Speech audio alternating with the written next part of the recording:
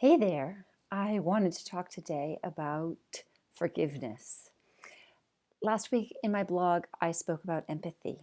And empathy is like the first step of really seeing somebody else and recognizing that we are all feeling and we're all emotion. And sometimes our feelings and our emotions get the better of us. And sometimes that means that we make mistakes and we're not our best selves.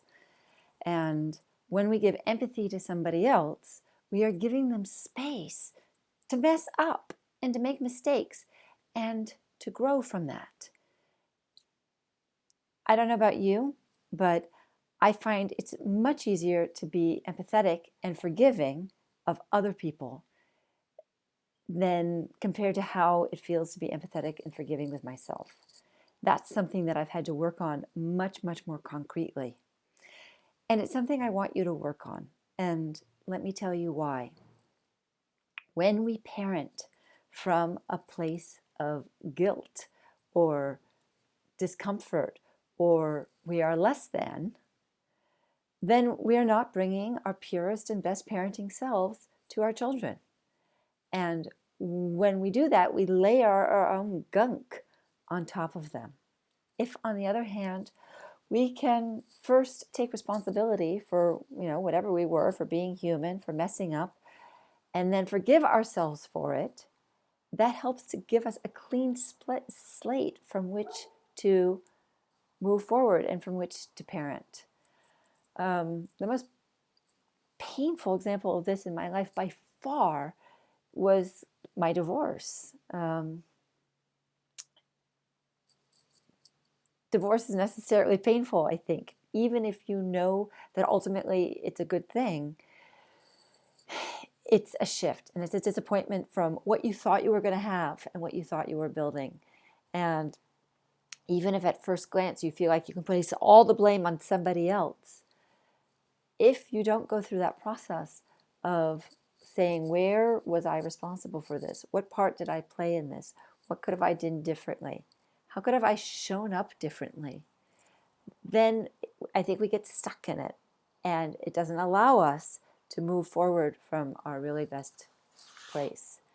And if you've gone through a divorce, I think maybe you'll agree. I've talked to a lot of people who've gone through divorce, and they feel guilty. And they feel guilty because they've let their kid down in a really fundamental way, right? At the end of things, your child is now going to be living in two different households. And even if intellectually there's a part of you that knows, like, yeah, they're going to be better households than if it had been that one household together. And, I'd rather give my child a model of something positive and something that I want her to emulate rather than, maybe whatever you had before. It still is hard to get over that guilt in that moment of like, yeah, but I've made her life permanently more complicated and more difficult.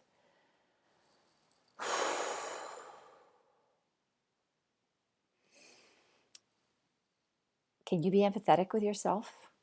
Can you really be empathetic about what your situation was and give yourself a break and some slack for not having the skills that maybe you wished you had had, or not maybe having the bravery that you wish you had had?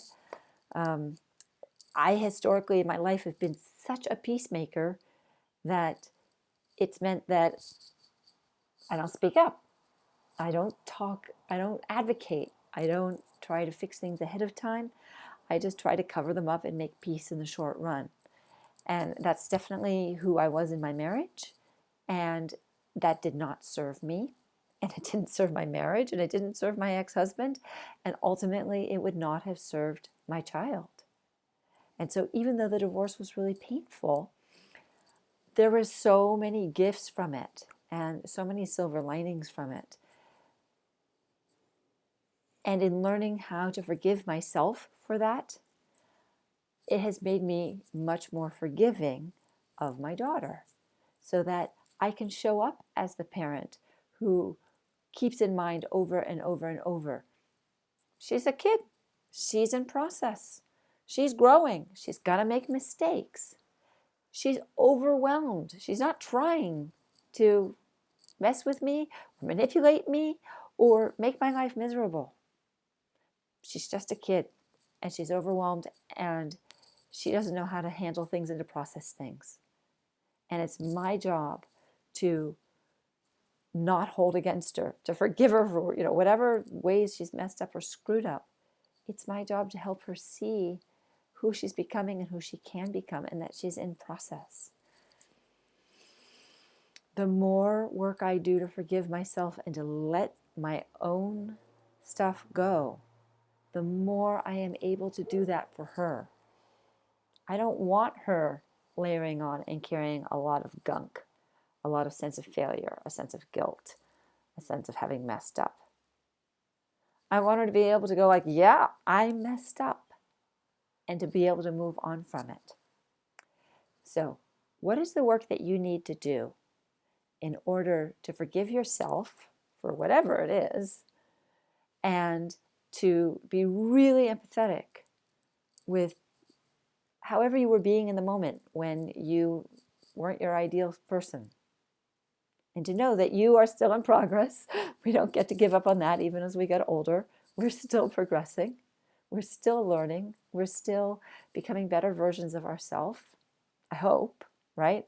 I suppose we could be becoming more bitter and more stuck, but I hope not. I hope we're working to, to uplift and to move forward and to be the role model that for our children, the ones that, we wish that we had had, and to extend ourselves the grace that we wish people had extended to us.